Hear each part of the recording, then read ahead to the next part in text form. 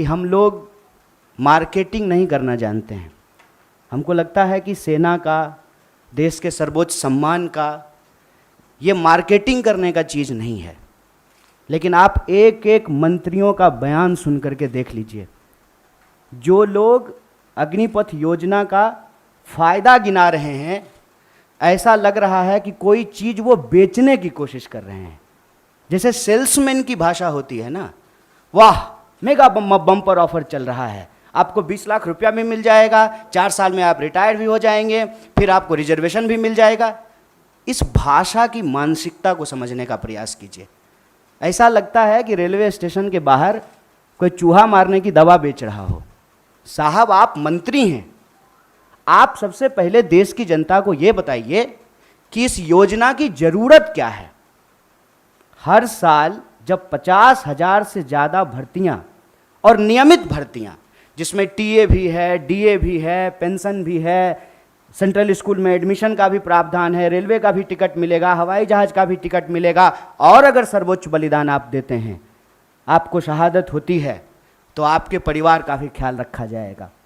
इन तमाम बातों को छोड़ करके मंत्री कह रहे हैं कि आपको 20 लाख रुपया मिल जाएगा इस उम्र में।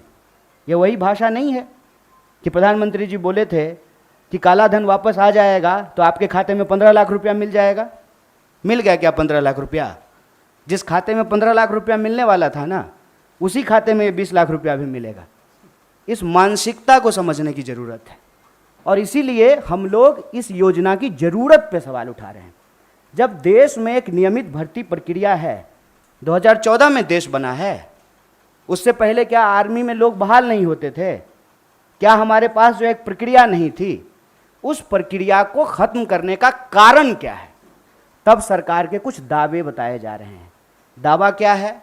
दावा यह है कि हम चाहते हैं कि हमारे देश के नौजवानों को रोजगार मिले। ये तो आप चाह रहे हैं, ये आप वादा भी कर चुके हैं कि हर साल आप 2 करोड़ नौकरी देंगे।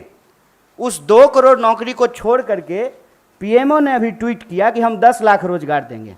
साहब, अगर आप रोजगार देने के लिए सीरियस होते, 28 लाख पोस्ट जो हैं वो सिर्फ सेंट्रल गवर्नमेंट में रिक्त पड़ा हुआ है, और आप स्टेट गवर्नमेंट में जाकर के देख लीजिए, भर्तियां नहीं की जा रही है।